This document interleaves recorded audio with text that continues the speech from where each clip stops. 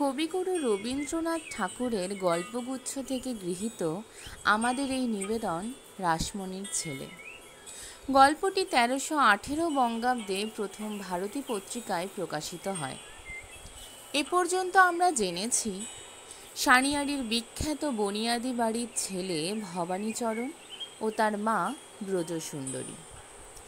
ভবানীচরণের সৎ দাদা শ্যামাচরণ ও তার পুত্র তারাপদ কর্তৃক প্রবঞ্চিত হয়ে আলন্দি তালুক ও পৈতৃক বাড়ি ব্যতীত তারা কিছুই পাননি। ফলে তাদের জীবনে অভাব নেমে আসে। ভবানীচরণ দারিদ্রতার কারণে নিজ পুত্র কালীপদকে তেমন কিছুই দিতে পারেন না এবং সর্বদা এই চিন্তায় হতাশ হয়ে থাকেন। কিন্তু তার স্ত্রী রাসমণি নিজের ছেলেকে শক্ত সমর্থ কাজের লোক তৈরি করতে চান এবং এই আশাতেই তিনি ছেলেকে কলিকাতায় পড়াশোনার জন্য পাঠান। এরপর ভবানীচরণের মুখে উইল চুরির কথাটা এখন আর তেমন শোনা যায় না। এখন তাহার একমাত্র আলোচনার বিষয় কালীপদ। তাহারই কথা বলিবার জন্য তিনি এখন সমস্ত পাড়া ঘুরিয়া বেড়ান। তাহার চিঠি পাইলে ঘরে ঘরে তাহা পড়িয়া শুনাইবার উপলক্ষে নাক হইতে চশমা আর নামিতে চায় না। কোনো দিন এবং কোনো পুরুষে কলিকাতায় যান নাই বলিয়াই কলিকাতার গৌরববোধে তাহার কল্পনা অত্যন্ত উত্তেজিত হইয়া উঠিল। আমাদের কালীপদ কলিকাতায় পড়ে এবং কলিকাতার কোনো সংবাদই তাহার অগোচর নাই। এমনকি হুগলির কাছে গঙ্গার উপর দ্বিতীয় আর একটা পুল বাঁধা হইতেছে, এ সমস্ত বড় বড় খবর তাহার কাছে নিতান্ত ঘরের কথা মাত্র।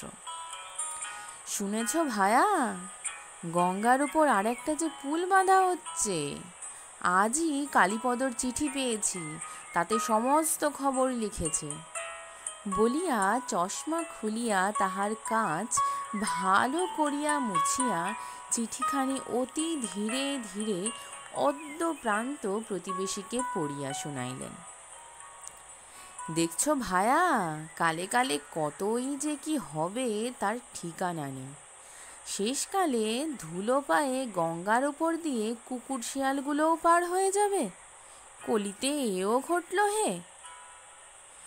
গঙ্গার এইরূপ মাহাত্ম্য খর্ব নিঃসন্দেহে শোচনীয় ব্যাপার, কিন্তু কালীপদ যে কলিকালের এত বড় একটা জয়বার্তা তাহাকে লিপিবদ্ধ করিয়া পাঠাইয়াছে এবং গ্রামের নিতান্ত অজ্ঞ লোকেরা এ খবরটা তাহারই কল্যাণে জানিতে পারিয়াছে, সেই আনন্দে তিনি বর্তমান যুগে জীবের অসীম দুর্গতির দুশ্চিন্তাও অনায়াসে ভুলিতে পারিলেন। যাহার দেখা পাইলেন তাহার কাছেই মাথা নাড়িয়া কহিলেন, আমি বলে দিচ্ছি, গঙ্গা আর বেশি দিন নাই। মনে মনে এই আশা করিয়া রহিলেন, গঙ্গা যখনই যাইবার উপক্রম করিবেন তখনই সে খবরটা সর্বপ্রথমে কালীপদর চিঠি হইতেই পাওয়া যাইবে। এদিকে কলিকাতায় কালীপদ বহু কষ্টে পরের বাসায় থাকিয়া ছেলে পড়াইয়া রাত্রে হিসাবের খাতা নকল করিয়া পড়াশোনা চালাইতে লাগিল। কোনো মতে এন্ট্রেন্স পরীক্ষা পার হইয়া পুনরায় সে বৃত্তি পাইল। এই আশ্চর্য ঘটনা উপলক্ষে সমস্ত গ্রামের লোককে প্রকাণ্ড একটা ভোজ দিবার জন্য ভবানীচরণ ব্যস্ত হইয়া পড়িলেন। তিনি ভাবিলেন, তরি তো প্রায় কুলে আসিয়া ভিড়িল, সেই সাহসে এখন হইতে মন খুলিয়া খরচ করা যাইতে পারে। রাসমণির কাছে উৎসাহ না পাওয়াতে ভোজটা বন্ধ রহিল। কালীপদ এবার কলেজের কাছে একটি মেসে আশ্রয় পাইল। মেসের যিনি অধিকারী তিনি তাহাকে নিচের তলায় একটি অব্যবহার্য ঘরে থাকিতে অনুমতি দিয়াছেন। কালীপদ বাড়িতে তাহার ছেলেকে পড়াইয়া দুই বেলা খাইতে পায় এবং মেসে সেই স্যাঁতস্যাঁতে অন্ধকার ঘরে তাহার বাসা। ঘরটার একটা সুবিধা এই যে সেখানে কালীপদর ভাগই কেহ ছিল না। সুতরাং যদিচ সেখানে বাতাস চলিত না, তবু পড়াশোনা অবাধে চলিত। যেমনই হোক, সুবিধা অসুবিধা বিচার করিবার অবস্থা কালীপদর নহে।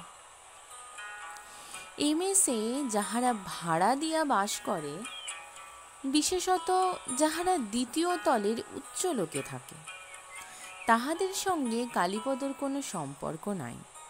কিন্তু সম্পর্ক না থাকিলেও সংঘাত হইতে রক্ষা পাওয়া যায় না। উচ্চের বজ্রাঘাত নিম্নের পক্ষে কতদূর প্রাণান্তিক, কালীপদর তাহা বুঝিতে বিলম্ব হইল না।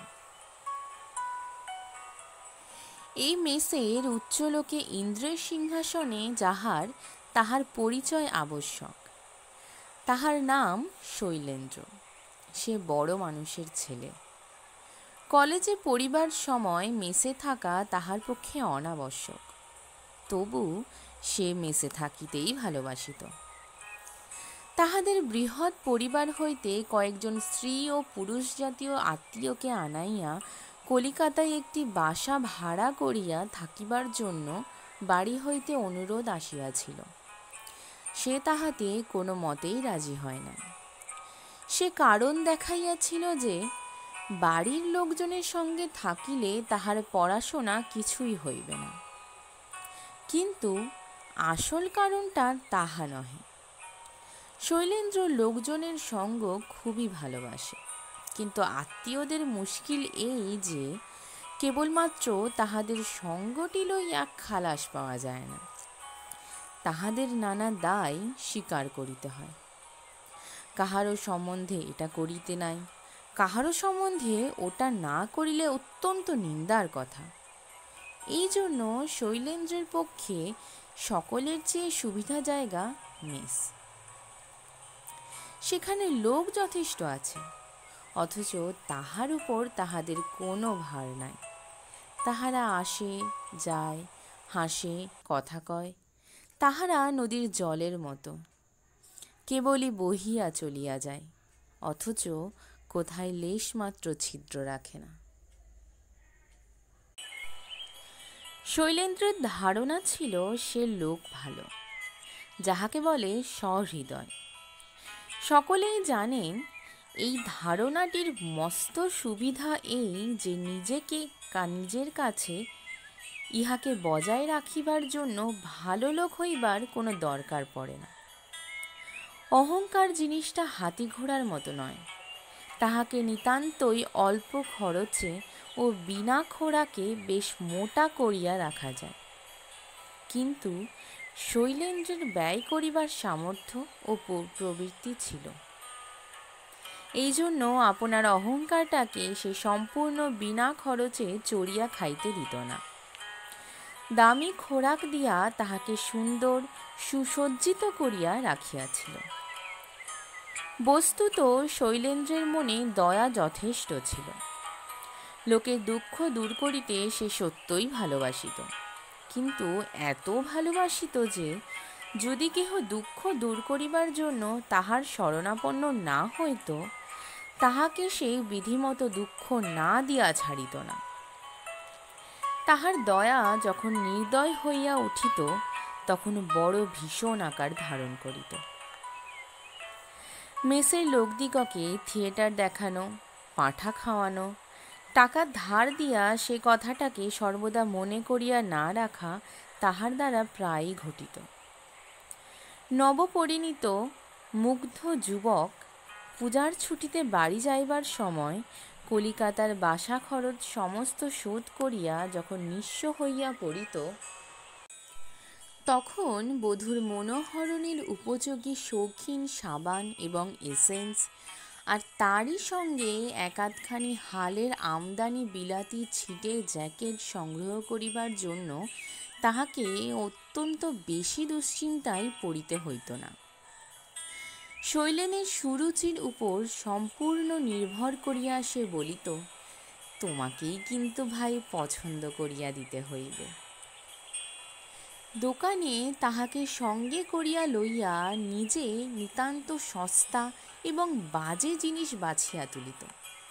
তখন শৈলেন তাহাকে ভৎসনা করিয়া বলিত, আরে ছি ছি, তোমার কিরকম পছন্দ, বলিয়া সবচেয়ে শৌখিন জিনিসটি টানিয়া তুলিত। দোকানদার আসিয়া বলিত, হ্যাঁ, ইনি জিনিস চেনেন বটে। খরিদ্দার দামের কথা আলোচনা করিয়া মুখ বিমর্ষ করিতেই শৈলেন দাম চুকাইবার অকিঞ্চিৎকর ভারটা নিজেই লইত। অপরপক্ষের ভুয়ো ভয় আপত্তিতেও কর্ণপাত করিত না। এমনই করিয়া যেখানে শৈলেন ছিল সেখানে সে চারিদিকের সকলেরই সকল বিষয়ে আশ্রয়স্বরূপ হইয়া উঠিয়াছিল। কেহ তাহার আশ্রয় স্বীকার না করিলে তাহার সেই ঔদ্ধত্য সে কোনো মতেই সহ্য করিতে পারত না। লোকের হিত করিবার শখ তাহার এতই প্রবল। বেচারা কালীপদ নিচের স্যাঁতস্যাঁতে ঘরে ময়লা মাদুরের উপর বসিয়া একখানা ছেঁড়া গেঞ্জি পরিয়া বইয়ের পাতায় চোখ গুজিয়া দুলিতে দুলিতে পড়া মুখস্থ করিত। যেমন করিয়া হোক তাহাকে স্কলারশিপ পাইতেই হইবে। মা তাহাকে কলিকাতায় আসিবার পূর্বে মাথার দিব্য দিয়া বলিয়া দিয়াছিলেন, বড় মানুষের ছেলের সঙ্গে মেশামেশি করিয়া সে যেন আমোদ প্রমোদে মাতিয়া না ওঠে। কেবল মাতার আদেশ বলিয়া নহে, কালীপদকে যে দৈন্য স্বীকার করিতে হইয়াছিল তাহা রক্ষা করিয়া বড় মানুষের ছেলের সঙ্গে মেশা তাহার পক্ষে অসম্ভব ছিল।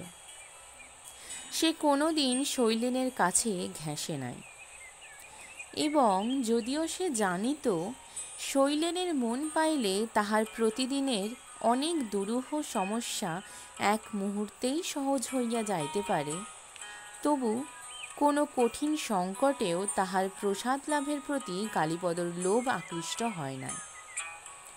সে আপনার অভাব লইয়া আপনার দারিদ্র্যের নিভৃত অন্ধকারের মধ্যে প্রচ্ছন্ন হইয়া বাস করিত। গরিব হইয়া তবু দূরে থাকিবে, শৈলেন এই অহংকারটা কোনো মতেই সহিতে পারিল না। তাহা ছাড়া অশনে বসনে কালীপদর দারিদ্র্যটা এতই প্রকাশ্য যে তাহা নিতান্ত দৃষ্টিকটু। তাহার অত্যন্ত দিনহীন কাপড় চোপড় এবং মশারি বিছানা যখনই দোতলার সিঁড়ি উঠিতে চোখে পড়িত তখনই সেটা যেন একটা অপরাধ বলিয়া মনে বাজিত। ইহার পরে তাহার গলায় তাবিজ ঝুলানো, এবং সে 2 সন্ধ্যা যথাবিধি আহ্নিক করিত। তাহার এই সকল অদ্ভুত গ্রাম্যতা উপরের দলের পক্ষে বিষম হাস্যকর ছিল। শৈলেনের পক্ষে 2-1টি লোক এই নিভৃতবাসী নিরীহ লোকটির রহস্য উদ্ঘাটন করিবার জন্য 2-4 দিন তাহার ঘরে আনাগোনা করিল, কিন্তু এই মুখচোরা মানুষের মুখ তাহারা খুলিতে পারিল না। তাহার ঘরে বেশিক্ষণ বসিয়া থাকা সুখকর নহে, স্বাস্থ্যকর তো নয়, কাজেই ভঙ্গ দিতে হইল। তাহাদের পাঁঠার মাংসের ভোজে এই অকিঞ্চনকে একদিন আহ্বান করিলে সে নিশ্চয়ই কৃতার্থ হইবে, এই কথা মনে করিয়া অনুগ্রহ করিয়া একদা নিমন্ত্রণপত্র পাঠানো হইল। কালীপদ জানাইল ভোজের ভোজ্য সহ্য করা তাহার সাধ্য নহে, তাহার অভ্যাস অন্যরূপ। এই প্রত্যাখ্যান দলবল সমেত শৈলেন অত্যন্ত ক্রুদ্ধ হইয়া উঠিল। কিছুদিন তাহার ঠিক উপরের ঘরটাতে এমনই ধূপ ধাপ শব্দ ও সবেগে গান বাজনা চলিতে লাগিল যে কালীপদর পক্ষে পড়ায় মন দেওয়া অসম্ভব হইয়া উঠিল।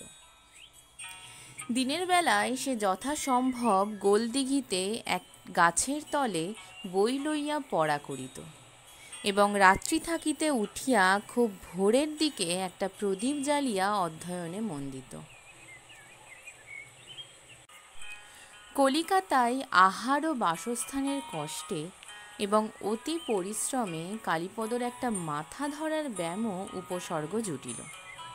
কখনো কখনো এমন হইত ৩-৪ দিন তাহাকে পড়িয়া থাকিতে হইত। সে নিশ্চয় জানিত এ সংবাদ পাইলে তাহার পিতা তাহাকে কখনোই কলিকাতায় থাকতে দিবে না, এবং তিনি ব্যাকুল হইয়া হয়তোবা কলিকাতা পর্যন্ত ছুটিয়া আসিবেন। ভবানীচরণ জানিতেন কলিকাতায় কালীপদ এমন সুখে আছে যাহা গ্রামের লোকের পক্ষে কল্পনা করাও অসম্ভব। পাড়াগাঁয়ে যেমন গাছপালা ঝোপঝাড়ে আপনিই জন্মে, কলিকাতার হাওয়ায় সর্বপ্রকার আরামের উপকরণ যেন সেইরূপ আপনেই উৎপন্ন হয় এবং সকলেই তাহার ফল ভোগ করিতে পারে, এইরূপ তাহার একটা ধারণা ছিল। কালীপদ কোনো মতেই তাহার সে ভুল ভাঙে নাই। অসুখের অত্যন্ত কষ্টের সময়ও সে একদিনও পিতাকে পত্র লিখিতে ছাড়ে নাই। কিন্তু এইরূপ পীড়ার দিনে শৈলেনের দল যখন গোলমাল করিয়া ভূতের কাণ্ড করিতে থাকিত, তখন কালীপদর কষ্টের সীমা থাকিত না। সে কেবল এপাশ ওপাশ করিত এবং জনশূন্য ঘরে পড়িয়া মাতাকে ডাকিত ও পিতাকে স্মরণ করিত। দারিদ্র্যের অপমান ও দুঃখ এই রূপে যতই সে ভাগ করিত, ততই ইহার বন্ধন হইতে তাহার পিতামাতাকে মুক্ত করিবেই, এই প্রতিজ্ঞা তাহার মনে কেবলই দৃঢ় হইয়া উঠিত। কালীপদ নিজেকে অত্যন্ত সংকুচিত করিয়া সকলের লক্ষ্য হইতে সরাইয়া রাখিতে চেষ্টা করিল, কিন্তু তাহাতে উৎপাত কিছুমাত্র কমিল না।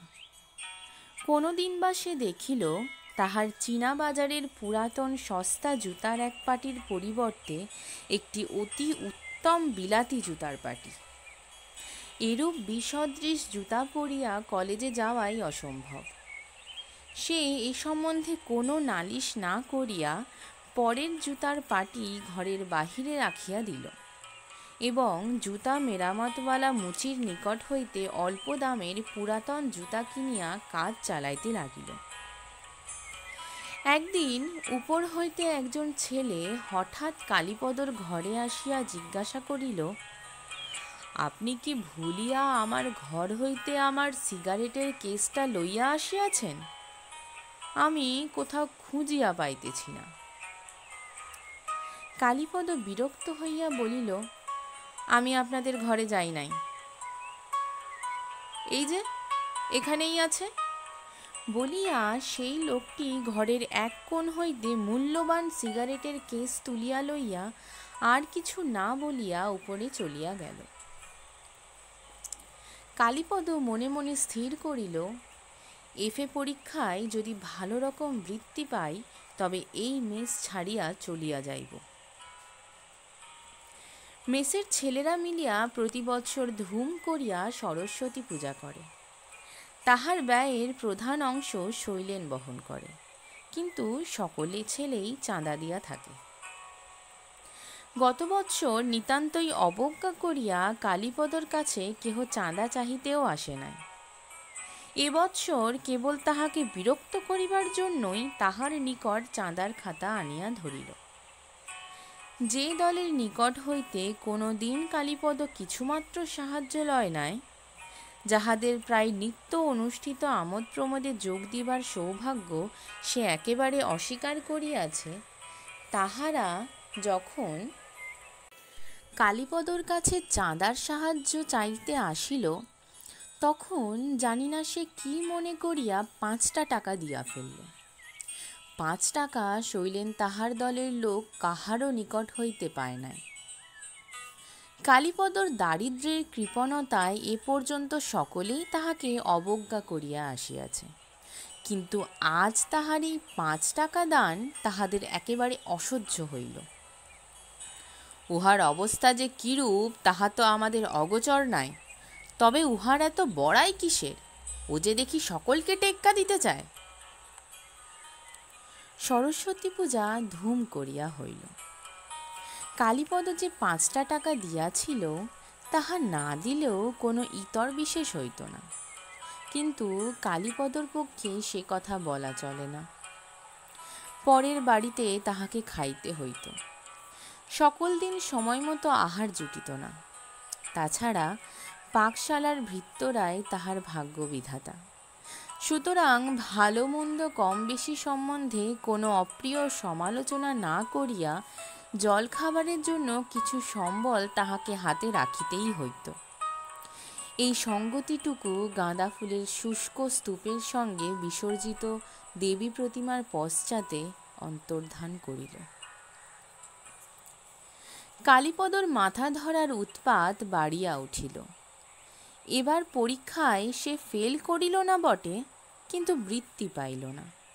কাজেই পড়িবার সময় সংকোচ করিয়া তাহাকে আরও একটি টিউশনির জোগাড় করিয়া লইতে হইল, এবং বিস্তর উপদ্রব সত্ত্বেও বিনা ভাড়ার বাসটুকু ছাড়িতে পারিল না।